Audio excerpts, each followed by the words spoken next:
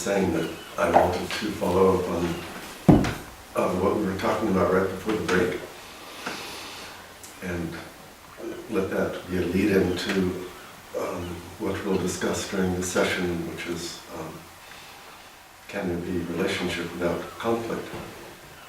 And we were discussing a little bit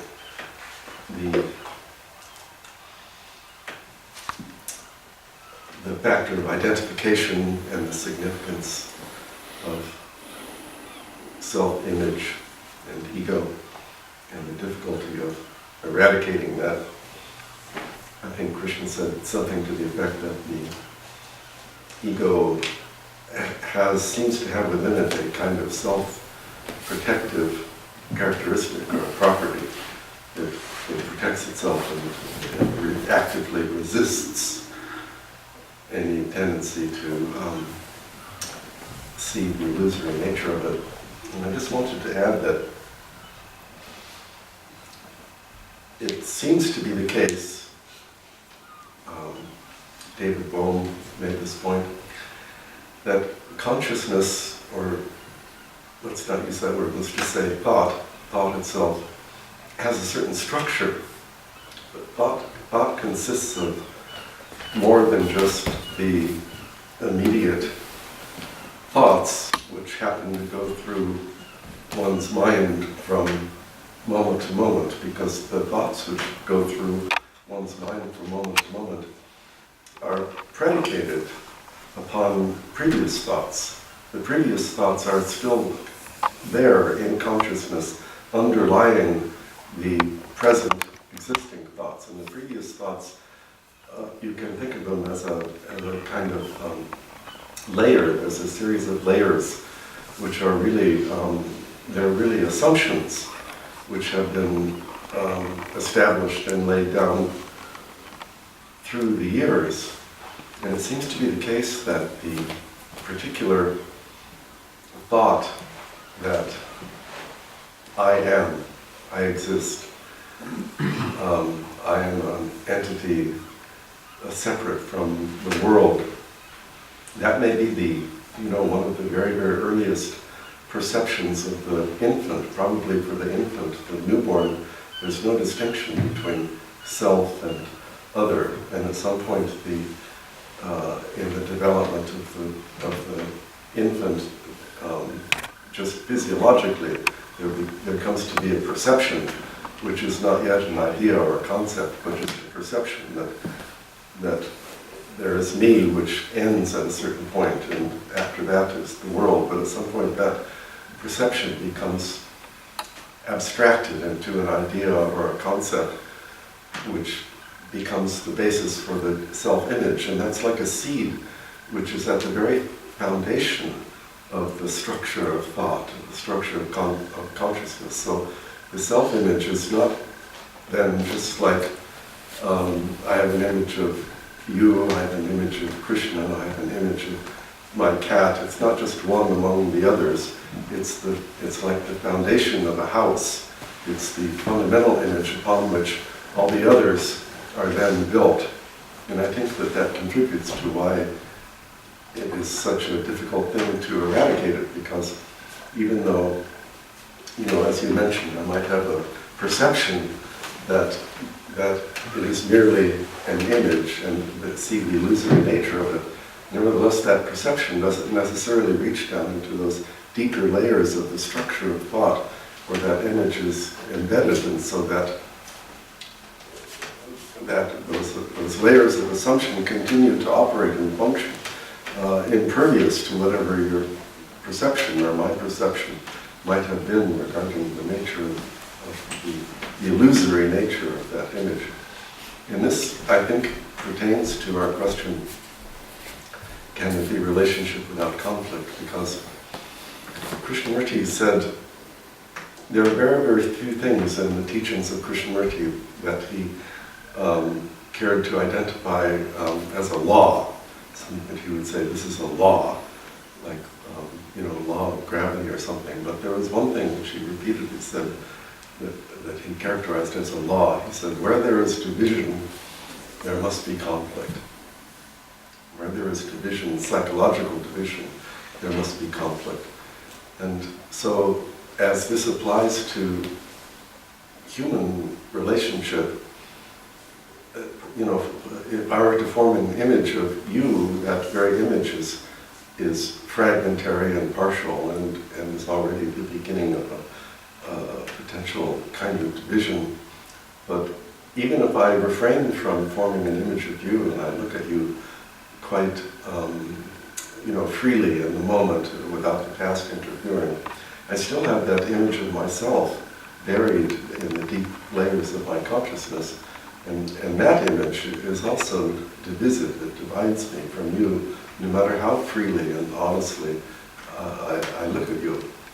And so, if we accept Krishnamurti's law, where there is division, there must be conflict, it would seem to entail that so long as that self-image exists at the very foundation of my consciousness, there is going to be division in my relationships. There is going to be conflict in my relationships. And therefore the question, can there be relationship without conflict? The answer is no, there can't. Conflict is inevitable in relationship, and so the question becomes not how can I find a relationship without conflict. The question then just becomes how can I learn to manage the conflict that is inevitable. So I don't mean to suggest that this is the end of the road or the total answer to the question.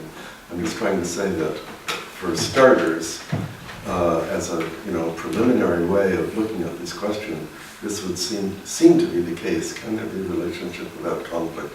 No, there really can't. At least there can't, so long as I have this self-image at the foundation of my consciousness, and so long as we accept the notion that where there is division, there must be conflict. So I hope you could find a way out of this dilemma for us. Yeah, I think it starts pretty early. We have looked at the way that you said that the child is born without an ego and then acquires it.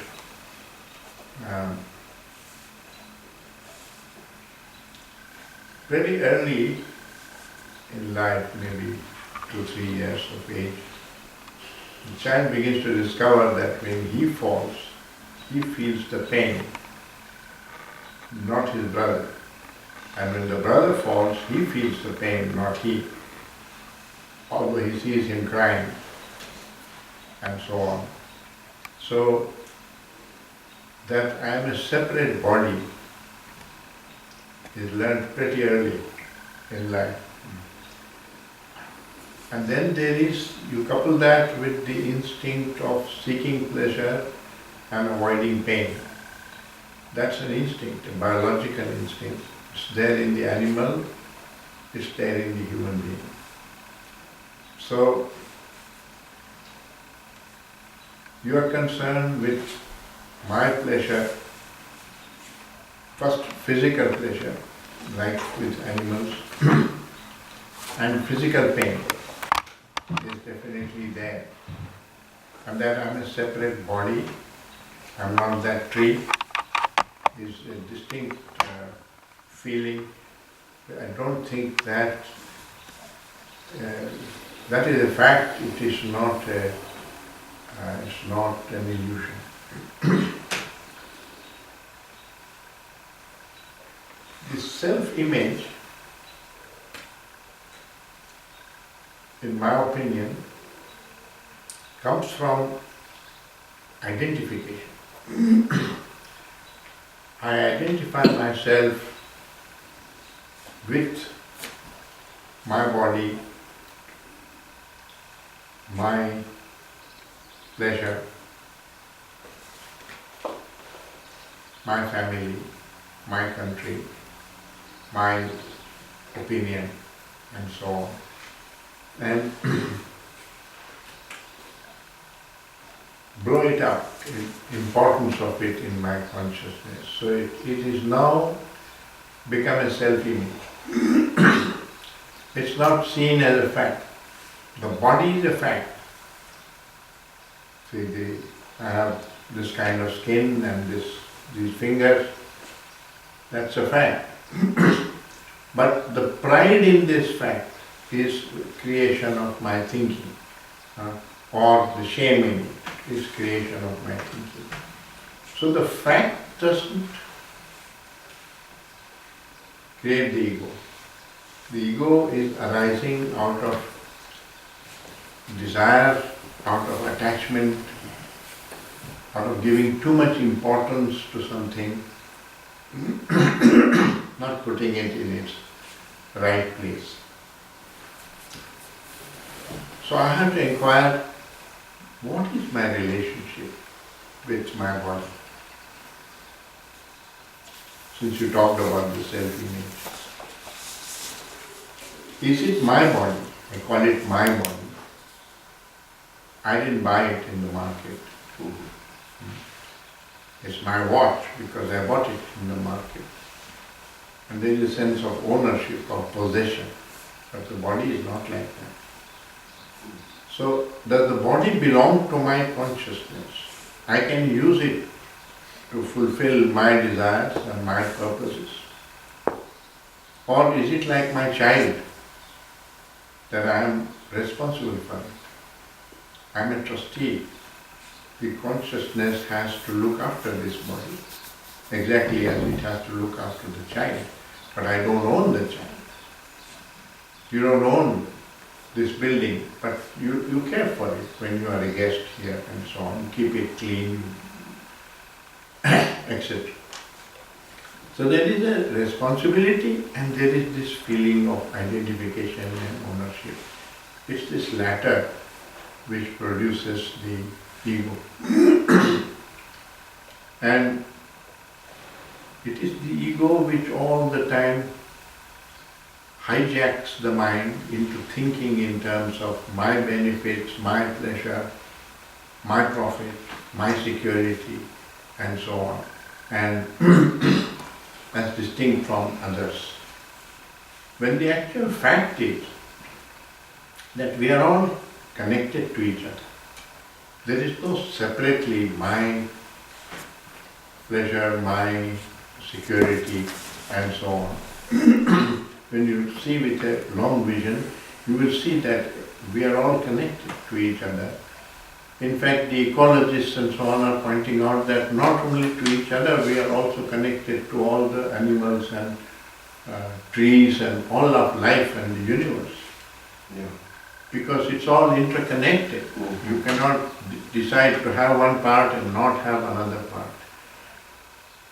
And the pleasure principle wants you to choose that which is more pleasurable and avoid that which is not pleasurable or painful. So it produces this fragmentation. So I think this connects to what Krishnamurti talked about as choicelessness. That he said, only a confused mind chooses. So the choice is always based on my pleasure. And when you see it holistically, then that's a false notion. What is right is what is right for the whole. For instance, supposing I am principal of a school. I have been principal of a school. It's not my school. It's a school for which I have taken the responsibility and I have a function. And I must do that which is right for the whole of that school. For the vision, for the children, for the students, for the environment, the whole of the school. That's my responsibility. If I treat it as something that builds my reputation, my salary, my home, and so on, it becomes corruption. It becomes the ego factor. I'm using the school to promote my interest and my reputation and my image. It's not just responsibility. So ego is corruption. In the sense broken up? Well, it's broken up in the sense that you are not looking at the whole, you are seeing from the point of view of your point of view, self-interest point of view. Whereas right action is that which is right for the whole. I have to take a decision. Thinking is not per se wrong, because I need that kind of thinking, what is the right decision to take. But is the decision based on self-interest, or is the decision based on this larger interest of the whole? Mm-hmm. So it becomes corruption when it is centered around me and the mind. Now come closer. That's true of the school, that I am a trustee. It's not my school, I don't own it. Is my family my family? Or is it the family for which I have taken responsibility? I'm a trustee of the family. Can I use my son to fulfill my desires, my wishes? That I couldn't become a doctor, so I want my son to become a doctor, and so on. May or may not be right for him. So there again, if the self-interest predominates, then it becomes corruption, it becomes domination, it becomes using others for my own purpose, and so on. Come closer still. If I am responsible for my children or my wife, what about this body? Am I responsible to this body, or I am the owner of this body? In owning something, there is always an element of callousness. Careless? Callous. I have a diary, let's say. It's my diary. I can start tearing it. And if you say, don't do that, such a nice diary, why are you wasting it? I can say, mind your business, it's my diary, I can do what I like with it. Mm-hmm. People talk like that about their family or that you go and tell him that don't treat your wife and children like that. You can say, you manage your wife and children, my business, you don't interfere in my affairs. So, nations do the same. They are ill-treating, the Indian army is ill-treating the people in Kashmir or something, and some other country says, don't do that. You are ill-treating your own citizens, and you can say, it's our internal affair, you manage your affair. So that's callous with respect to how the other people might feel. Yes, I mean there is, you are not open about what is right. You have said, it's my internal affair, I can do what I like with it. So we treat the body also like that. I can drink, I can take drugs, because that gives me pleasure. I'm using my body for my pleasure, right? It's the same kind of thing. I am not functioning as a trustee of the body. I'm using it. It's my property. My car, my cow, like that. My wife. It's a similar feeling comes in.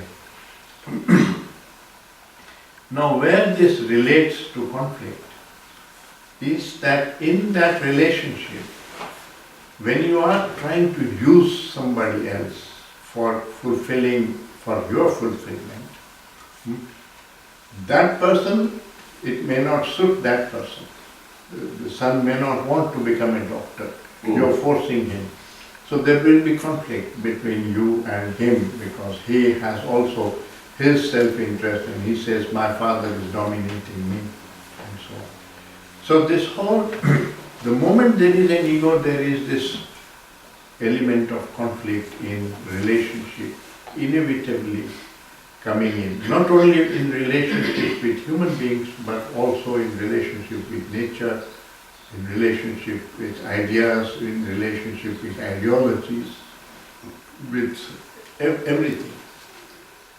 So the question, I think, is whether one can approach everything as a true friend. A true friend only shares his life or her life with you, not interested in using you for his own purpose. If he is that way, we don't call him a true friend. We say he always comes because he needs something. Mhm. Yeah. So that's not true friendship, or it's not a relationship of love. So in a relationship of love, there is no demand. I don't want a thing, neither from that tree, nor that mountain, nor my wife, nor my child. I don't want a thing. I'm not using them for fulfilling my wants. Which doesn't mean give and take is not there in the relationship. In a relationship of love, there is give and take, but the relationship is not based on the give and take. If it's based on the give and take, then it's like a trade relationship. It's not a relationship of love. A relationship of love is free from the ego, but a relationship of trade is not free from the ego. Both sides are wanting profit of it. So if one can think in that way, whether one can relate with everything like a true friend. Don't value a tree because of the fruit that it gives you. Don't value the cow for the milk that it gives you. See, that whole attitude of thinking in terms of what I can get out of this, and therefore valuing it, comes into question, because that whole way of looking at things is egoistic. Is it possible to relate with only a sense of responsibility and of affection? For no reason. Then it is free from ego, and then there is no conflict, because if your wife wants to do something else, you realize that that's what she wants to do, and it's all right. She wants to do it, that's as valid as I want to do it. So it's not as if it has to be according to my wishes, so that there is no conflict. It's just equally valid that her wishes are fulfilled. So I think it is connected. This freedom from the ego is connected with love, is connected with absence of conflict. So it seems to me that what you described in terms of true friendship can be, with most of us, an actuality. It's not merely some ideal that we would hope for, but it's something that we actually encounter and experience from time to time in our own lives, in spite of all of the limitations on our consciousness. But it seems to me, just looking at it, how shall I put it, empirically or experientially, that what tends to happen is that there is a relationship that begins with affection and without a motive, and without, as you put it, without a sense of trade. You give me this, I'll give you that, but it happens freely and with affection. But at some point, more often than not, something else enters in, because I start off feeling free and affectionate, but something may happen. My friend may do something that I didn't understand or anticipate, and which feels to me like that was not friendly what he did. I wonder if he has got some motive, or he's using me, or he's being callous, to use your word, with respect to me. And then a reaction sets in. And that reaction sets in, I think, because, as we were saying before, that self-image, that sense of ownership and identification of ego is there. It's there at the foundation of consciousness, and it's kind of lurking. It may not be active when I establish that true friendship with someone, but it's down there lurking, and the opportunity will arise when even if he doesn't do something which feels unfriendly, there's all kinds of other things. I might start to compare. I might start to think, I really like him or her a lot, but she doesn't really like me as much as I like her. Thoughts like that tend to come into it, so that I'm trying to say that I feel like that thing of true friendship And I think you would agree, we don't want to make an ideal out of that, right? It's not a goal to be achieved, but it's something which exists and which can happen. But our consciousness seems so infected with this underlying self-centeredness that sooner or later it seems to enter in spite of ourselves, as it were. Well, as I said in the beginning, it's the instinct, seeking pleasure and the avoiding pain. Instinct is not easily done away with. So the only thing is that it was physical pain and physical pleasure with the animal. And when man evolved from the animal, it brought in the psychological side. So it also becomes now psychological pleasure and psychological pain.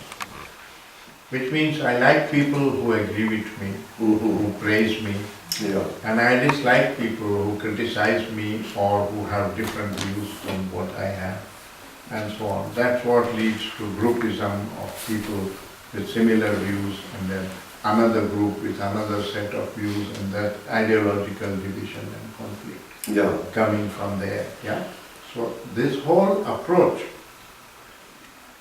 creates division. Not that it should not happen and so on, just to see this as a truth, as a fact, that it creates division. It's not that I should not do that, because your will not prevent it. So first of all we have to throw the will out. We have to say that whatever is happening, I can only understand the causation of it. I cannot act on it and change it willfully, because that will is another ego. The ego to be superior or better than what I was before and so on. And the problem is this egoistic approach. Therefore, not to bring in the will into it, but can I understand this whole process of how conflict results? And seeing the truth acts. Not you decide to act on it. It's a rather subtle. It's rather subtle. It's a non-violent way of approaching oneself. You have also to be a friend to yourself. Not judge yourself, condemn yourself and say, I should not be like this and so on. Actually, you can't help being what you are. We think we can help being what we are. We can't. The past has determined you. The whole subconscious and so on is sitting there inside. You can only understand that. And if the understanding brings change, well and good. If it doesn't bring change, that's your fate. So don't fight with your fate. Nobody promised that life will be a bed of roses. I mean, it's not. It's coming the way it is coming.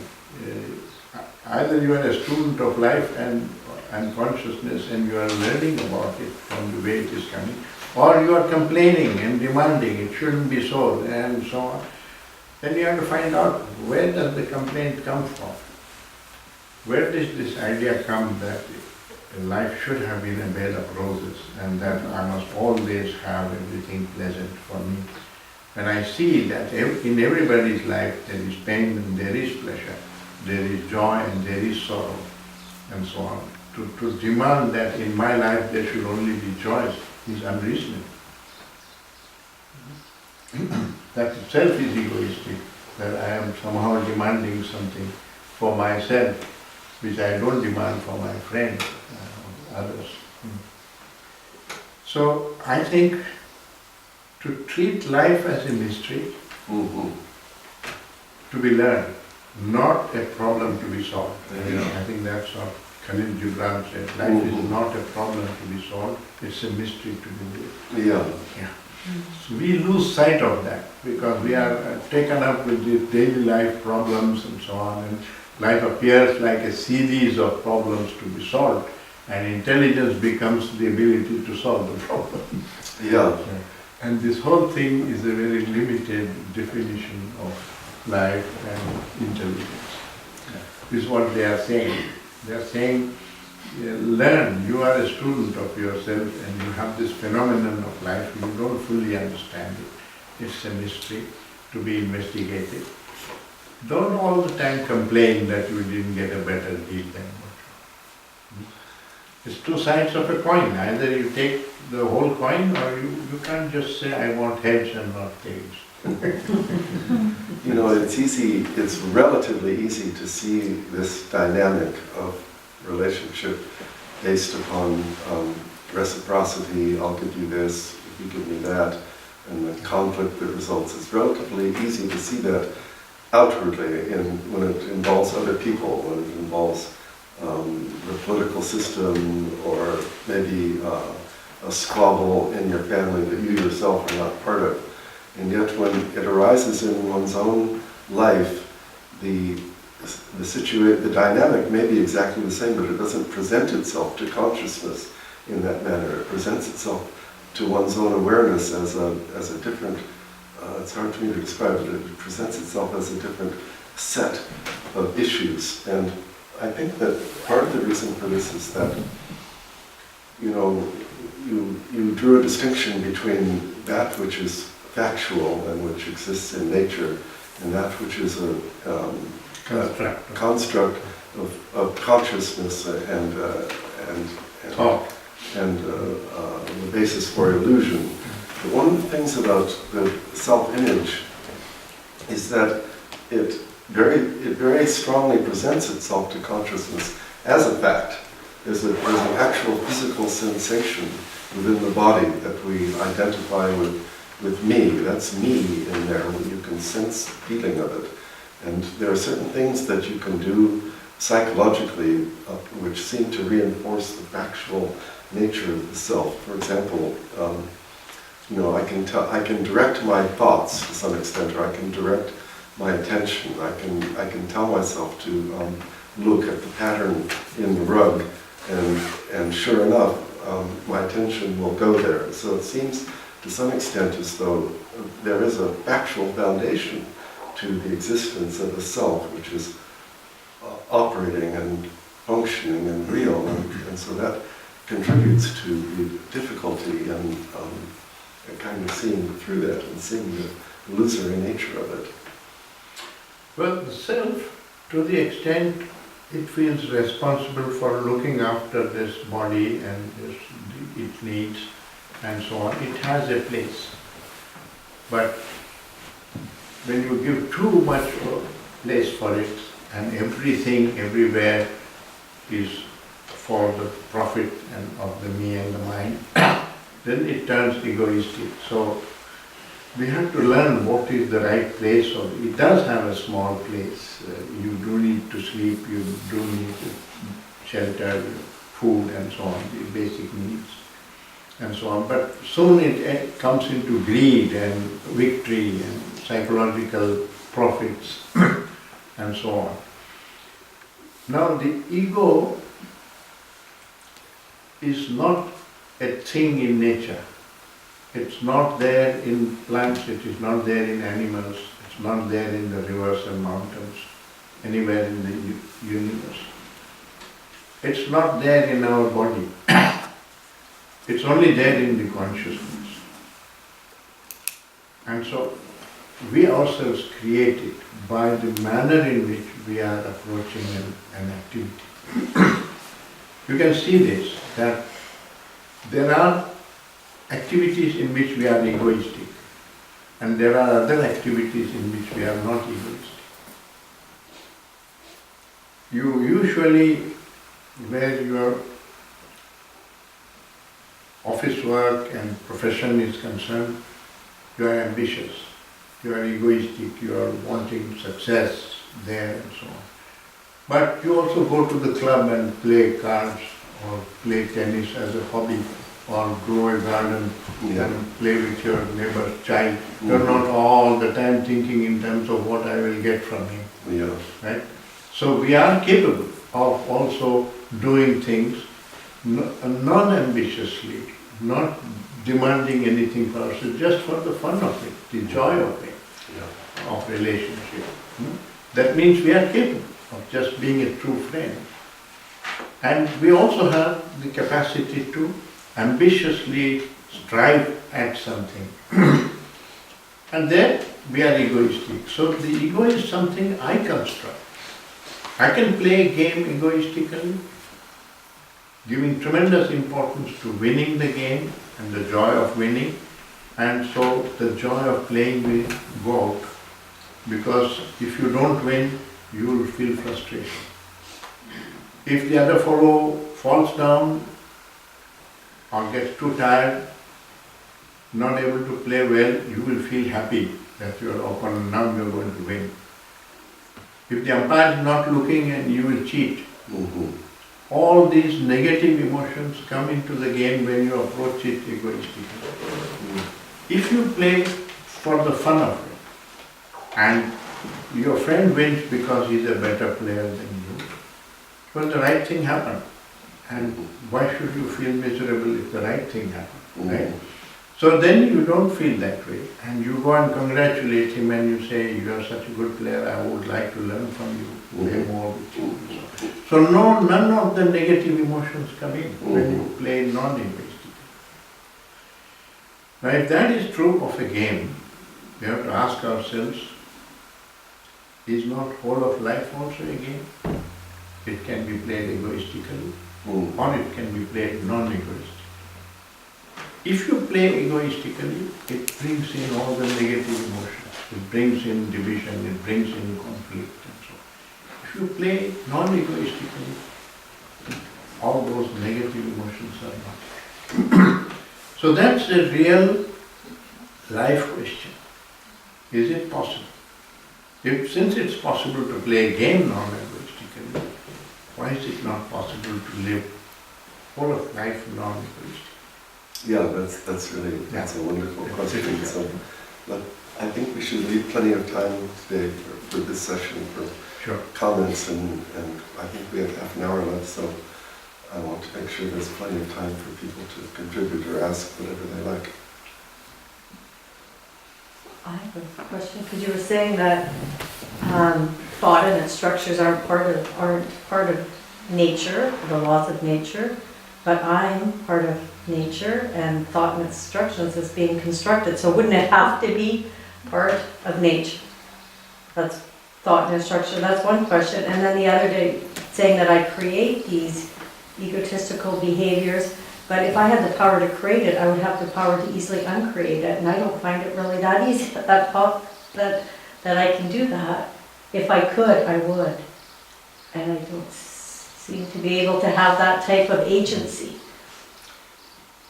No, the agency is there, but the illusion is that I think approaching things egoistically is profitable to me. That's a deep-rooted illusion of all humankind. Not only you and me, it's common to all mankind. The greatest illusion of a human being is that he thinks that approaching life with self-interest is in his self-interest. It's not. Because it's the self-interest, if you watch sufficiently long, if you don't watch very far, you see immediately, you're gaining. You're gaining in the business, you cheated the other guy, you're gaining. So if you see that way, you feel happy that I got more out. But ultimately, they say, honesty is the best policy, even for business. Because if you see in the long run, your reputation will go down, your business will go, if you function in that way, very narrow-mindedly, and so on. So if you see in the long run, you will find that the ego is not really profiting. And that's what Krishnamurti is saying, that you are short-sighted, therefore you are thinking that ego is a friend, and therefore you are egoistic. The day you discover that it's your enemy, that it is really creating all your conflicts, all your worries, all your problems, all your breakdown of relationships, on the wars, the moment you see that connection, you will stop approaching life that way. And what I have pointed out is that it is only an approach. It's not organic. It's not organic. It's not there in your body. It's your mind approaches it that way. So it's a choice that one we make. And the choice is dictated by this desire for profit, which is the same as the instinct for pleasure and avoidance of pain. It's an instinct. But it has become also psychological pleasure and psychological pain. And ultimately, if you see far enough, you see all war is coming from that. All violence is coming from that. It's very, I mean, there is one, when Gandhi was murdered, 30th January 1948, Krishnamurti was giving a talk in Bombay. At the end of his talk, somebody asked him, who was responsible for the murder of Gandhi? And he said, each one of you who is divided from his fellow man on the basis of caste, on the basis of religion, on the basis of nationality, is responsible for that murder. Of course, the law thinks only the man who pulled the trigger was responsible for the murder and executes him. But this is all that the conversation took place. But in investigating that further, I asked myself, well, what made that man a murderer? Was he born a murderer as a child?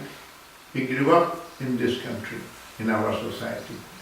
And in the society, all these religions are there, the religious bigotry is there. And the kind of education which we have set up, he went through that education. And he learned to be hateful. And then that hatred went to the extent that he felt that this man is our enemy and he killed him. So the whole of society is responsible. When you look at the deeper causation, if you just feel angry about the fact that he killed a saintly man, you can execute him.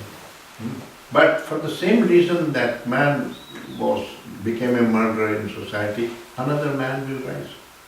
Because you haven't looked at the causation and you haven't cured the disease. And that's precisely what's going on in society. And on the one hand, we are producing in society rapists and violent people and ambitious people and so on. And then on the other hand, we are eliminating them if they become too violent or too overdo the raping and so on. So Krishnamurti said social morality is immorality.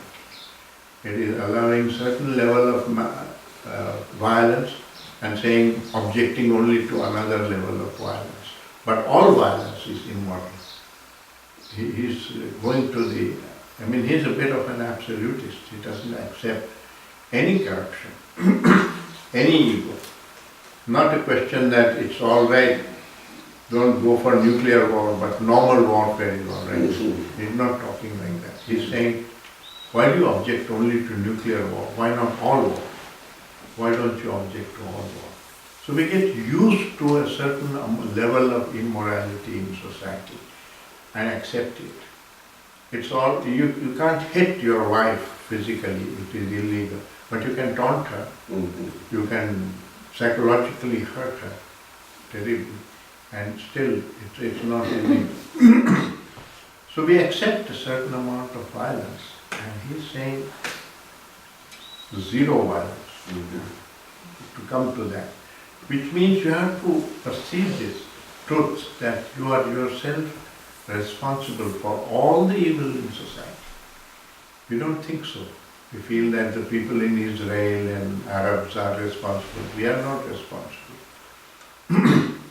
It's a bit indirect, but we are creating this sea of violence in which a storm comes, and we think that only the people around that storm are responsible for the storm. Not like that. So he's seeing the underlying disease, which is what doctors do. If you have a disease, they do the diagnosis and find out the root cause and eliminate it. And he's saying you are doing it for the body, but you are not doing it for the psyche. So you say the greatest illusion is to think that acting in my self-interest is actually beneficial or leads to good results. Yeah, is in my self-interest, Mhm. because you think it is Mhm. in your self-interest, but logically it's not. Even ecologically it's not. Yeah. The whole idea now of progress, which was benefit, economic benefit for each country and so on, so on. Yeah. Now we see that it's like the story of King Midas, just going after gold and asking for a boon that whatever I touch becomes gold. Yeah. Yeah, and ultimately he had no ability to eat food, or Yeah. and he died. And we are doing something like King Midas. Mhm. We are wanting all this tampering with nature and so on, and creating all these ecological catastrophes, and we are not going to be able to survive. Yeah, but you're not seeing it because you've got so habituated to working for profit, immediate profit. You're not seeing the danger coming. That's what he is pointing out, that ultimately if you function egoistically, war is inevitable.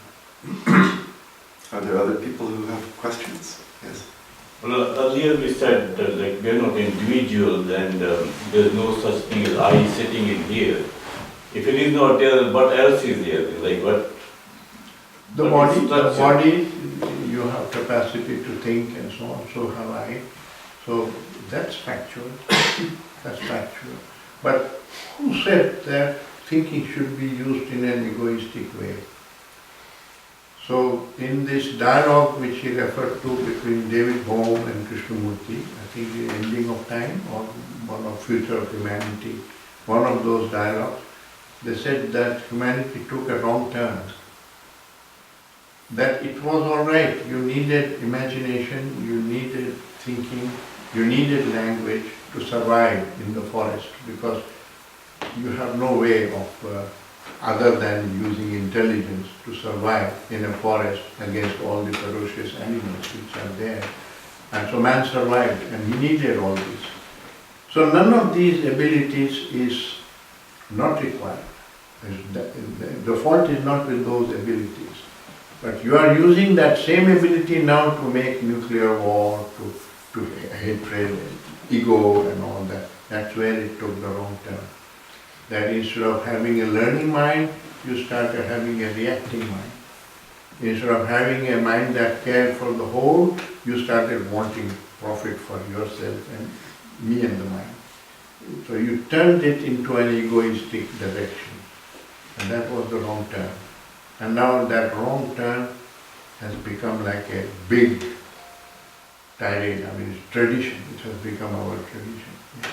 Krishnamurti, in that dialogue, he puts it a little bit differently. Yeah. The interesting thing is that that question, has humanity taken a wrong turn, is the very first question in the very first dialogue. It's the absolute beginning point of departure. And the two of them discuss it for a few minutes, and after a while Krishnaji comes out and says, and he refers to what he calls the process of becoming, wanting to become. He says, wanting psychologically to become more and more and more, is what he puts it. That's how he characterizes the wrong turn, which I think is... Dissatisfaction with being and wanting to become. Yeah. Wanting to become is the ego, both materially as well as psychologically. Karen? Is it Karen? Yes. It occurs to me that the wanting or the doing or the trying, by virtue of the fact that we live in this world that's characterized by dualism, by equal and opposite reactions, that those things almost create their opposite. And so, and that is the nature of ego, to do, to want, to try, to compare, to build, to want to become, to strive. And how do we find that place beyond ego? And that brings me to the question of what is consciousness. We talk about my consciousness, or using the I itself sets up the first division and the first fission. And so when I say I'm going to observe my thoughts, sorry, I'm having a hard time capturing my words. I'm just going to backtrack a little bit and just share personally, just under 2 years ago, I had a health crisis, during which at one point I experienced cardiac arrest and had to be resuscitated, and spent a brief period of time not in this body, and had an experience there that I'm still integrating, that I can really only describe as having touched into a quality of consciousness and awareness that I hadn't experienced before. And I'm so aware that consciousness is something, as you said, a mystery to be experienced rather than a problem to be solved, because by very nature of the fact that speech and conceptualization comes through that ego consciousness, that which we experience or understand gets degraded and itself gets broken up a little bit with every attempt to characterize it. And so it brings me to the question is, what is consciousness, and is it really me that's pondering or observing? And my experience was that there is consciousness, and I think of it in terms of like we have different radio frequencies or different light frequencies, some of which we can see, some of which we can't, etc. That I sense that consciousness exists in that way too. And it's about, as a trustee of this body and this mind, what, I guess for me, I shifted from observing to permitting observance. Almost as if it's not me, my body, my mind, or my ego that's doing the observing eventually. But in the beginning, it was, and it's almost like the ego splits itself in order to observe itself. Yeah. And so that suggests hope to me. That suggests that even within that ego consciousness of separation and competition and self-reference, there is like a seed which is willing to look upon itself, and that opens a door to other levels of consciousness to observe through me, and as you said earlier, to itself do the work of dissolving the complexes or undoing the errors, as it were. I think this strong desire to psychologically become something or improve oneself comes from our practical experience in material life, that I can want to make a garden here, I can have a plan, I can get the tools to do it, I can make a design and I can put in effort and I can achieve it and I can make the garden. And similarly we have learned driving, we have done through effort and so on. It's valid in that field. And suddenly we project that, extend that also into the psychological field. That I have anger, I have violence, and I can project this ideal of non-violence and so on. A state which is the opposite. And then I can get the tools, I can do the meditation, I can find some technique by which I will become non-violent. And Krishnamurti has pointed out that in this field it's an illusion. That the violence is not separate from you. it is within you, it is arising from within you. So it's not as if, it's not like a disease where some bug enters your body and you become ill, and then you can take the medicine and the bug is killed and you survive. No. You are the anger. You are the violence is also arising in you. So you cannot separate yourself from it and act on it and get rid of it. What you can do is to look at the causation within you, because awareness is there of what is taking place. And if you use awareness, not thinking, but awareness to watch what is taking place, you will understand the causation behind it and the illusion from which that causation arises. The moment you see that, the illusion breaks and it goes. For instance, one of the common illusions of conflict or anger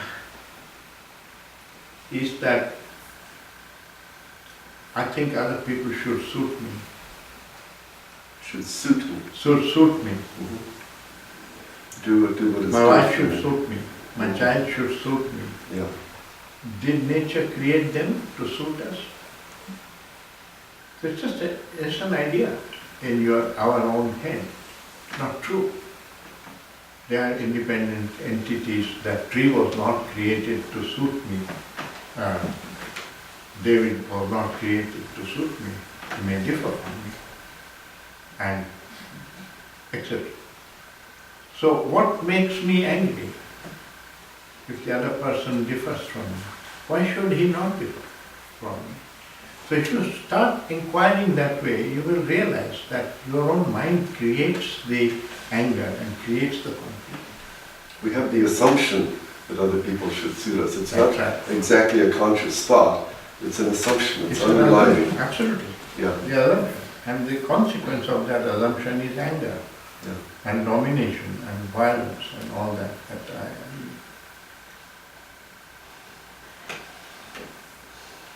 Other questions? I would add just something that you said when you had that experience. You sort of felt that there was this consciousness observing, but you asked, is that consciousness me? It felt like it wasn't. Is that something like that? Well, not exactly, and I would call it awareness. Awareness, so much more okay. than consciousness, and just that. So that's my question. Yeah. That awareness, it's perhaps not me. You can't identify with it. Is Well, that, I'm asking, what is awareness, that Yes, basic ground of awareness awareness, is a capacity other than thought. which we cannot Is there. identify as ourselves, but we, No, awareness is a faculty, so we share in common Yes. this faculty. now mostly when we are watching ourselves, though, we definitely have the sense that there is us and we are, that's the observer separate from the observed in my, I mean, Yeah. because this is our basic Division. assumption. Yeah. This is what we feel. We feel there is a permanent, I see my body has changed, I can see changes, but I feel still there is something permanent there which is observing these changes. And that, none of the rational explanations really make that go in a way. We can't really see that as an illusion deeply. And I felt, Yeah, it is difficult, Nora, but yes, I feel there's a block. I think you almost indicated that yourself earlier on. I feel there's a great all these feeling. are very difficult areas, and more so because we have not been trained in looking at them. We are trained to do mathematics and computer science and so on, so we do lots of difficult things there. But in this area we have not been educated or trained, so we are like novices. But even people who have devoted their lives to it. Yes, You know, but like- what Krishnamurti is saying is that awareness is neither yours nor mine. It is common to all of us. It is a faculty. Thought is yours or mine, Because your conditioning is separate from mine, because you grew up in a different family, different country and so on, and different training, and the memory is structured differently, and thought is a response from memory, so it's subjective. Yours will be separate from mine. The Hindu thinks differently from the Muslim, and so on. But the capacity for awareness, the child is just born with it. You are born with the capacity for awareness. Language comes up afterwards. He hears the sound and he hears you give a name to it and he connects the two. But in that process he is using his awareness, his capacity to watch, to see, to be aware. So awareness is a more intrinsic property of consciousness. The moment you have consciousness, you are aware. Thinking comes later on. In language, when language comes, the thinking becomes much more exaggerated, capacity for it. So all that is there. Awareness is not a thought faculty. So that's our main hope, because thought is a conditioned instrument, because it comes from memory, and memory contains all your conditioning. So it's not a good instrument for the search for truth. One should use awareness, and that's why Krishnamurti talked about passive awareness or choiceless awareness. Because it can be the witness consciousness that is just trying to understand a phenomenon and not act on it, not interfere with it. Whereas we have been trained to act and to interfere. And we have been trained into this is wrong, this is right, and you must try to use your will to do the right and to avoid the wrong. And all that creates complication, distracts our attention, and we are not able to learn about the phenomenon of our consciousness, what is taking place. And it's this learning of the root cause of the violence or the division within us that is the troublemaker. And if you don't reach that far, you don't become free from it. So it's ultimately the learning that brings about change, not your will, not your effort. So coming back to, can there be relationship without conflict? I just want to say that as I listen to the way you express it, I hear a note of optimism that there can be what you call true friendship without the trade-off, the give and take of Towards everything, including your own body and your own mind. To be true friend to it. But I'm a little bit skeptical anyway, because as I was trying to point out, that it seems just empirically that true friendship can arise and does arise from time to time, but it seems to be always this constant underlying stream of something else happening, which is there undermining, and it can rise up at any time to really challenge that at a deep level. There is desire. Desire has to be understood. That's the root of ego, is the desire. I desire something for myself. And desire, the moment you have desire, either it will be fulfilled or it will not be fulfilled. If it's not fulfilled, you will have conflict. If it's fulfilled, for a while you will feel fulfillment, the pleasure of fulfillment, but then you will stagnate because the energy was coming from the desire, and now the energy is finished.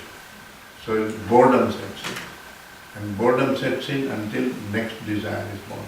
So that becomes a vicious circle or a trap. So you have to get out of this trap, which is the ego trap. So a lot of things have to be understood. That's why this self-knowledge is seeing this whole learning about consciousness, the way it functions. It's not just one thing. It's all connected. fear, desire, attachment, ego, it's all connected to each other. You can't understand one thing at a time. So based on my practical experience, again, I'm veering towards what you are, trying to say. You were saying that because of the inborn nature of your thought, of self-image, etc., it is very difficult to accept, and this kicks in at some point. So that is from our side, and what you are suggesting is that if you are truly observant, you could probably become aware of it and therefore avoid the danger. But this is one side of the story. In a relationship, there are two sides. Mhm. There are always the other side, right? So Yeah. I'm related to maybe my wife, Mhm. my friend, and so on and so forth. So I can be a true friend. I can approach all my relationships with the mindset of a true friend. But there is no reciprocation. Yeah. And at some point, either I have to avoid those relationships because they're painful, Mhm. or I don't know. I mean, so the pessimism stems from the fact that I may not find a true friend. Yeah. No, friendship is only sharing, it is not demanding anything. So it's not easy to come upon true friendship. It's easy to talk about it. Yeah. So the only way that is possible is that you are so immensely in love. I mean, this is almost like Gandhi saying that if someone slaps on my face, I will show the other cheek. So that shows your immense love. It is like this: I will be a true friend to him, despite many occasions of his showing he's not reciprocating it. So that requires me to be immensely in love with him. Typically that is possible between a mother and a child. I have seen that between a mother and a child, where mother, does love her child despite the child, not reciprocating even an iota of that affection. I don't know whether I am capable of that. No, it's not a question of capacity. The mistake is in thinking in terms of me and you. There is no such thing as me and you. The same consciousness which is operating in me is operating in her. Right? When I understand the way my consciousness functions, when I understand the way desire functions, the way fear functions, the way sorrow functions, I understand how it functions in all of humanity. It's like you can do the experiment in this laboratory, but the truths that you find are true universally. Mhm. Right? So you can't watch what's going on in my consciousness within my body, but you can watch what is going on in your consciousness. But if you watch choicelessly and deeply, you will discover truths which apply to whole of mankind and also to your life. You will realize what is the ignorance from which her suffering comes. Not whether you are receiving friendship or not from her, but what is her problem. And you will be more interested in solving her problem, helping her solve her problem, rather than asking her to solve your problem. So that's true love would imply that. And that is connected with this Jesus' statement of showing the other cheek also. And when they were killing him, he is saying, God forgive them for they know not what they do. That means he is having compassion for their ignorance. So that raises a big question for us. You see, the question is the following. When a man is physically blind, we are very compassionate. We bring him food, we show him across the road, we bring him a chair, etc. When a man is mentally blind, why do we hate him? Isn't that also blindness? And isn't that our hatred, our blindness? Mhm. So, there's a lot, if you stay with that question for a long time, there's a lot of learning that comes out of that. There's all this business of hating the terrorist and so on, so it's just a reaction which we have. But he is that way because of ignorance, and that ignorance, we are all responsible for creating that ignorance in the world. You can't get rid of the ignorance in the world, but you can get rid of the ignorance in yourself. And we are not doing that. We are reacting. We don't have a learning mind, we have a reacting mind. The egoistic mind is a reacting mind, not a learning mind. And therefore the ego blocks the learning. Because either you have a learning mind or you have a reacting mind. The reacting mind is the egoistic mind. So this afternoon we have, does inner transformation require time? Which opens up the very, very large question of time. I noticed last night when we were going around, 2 or 3 people mentioned this issue, and it kind of underlies many of these questions in the same way that the ego does. So I look forward to that conversation. That is at 3 o'clock, and I guess lunch is served now for those of us who are staying on campus. Yeah. All right, so 3 o'clock, we come back.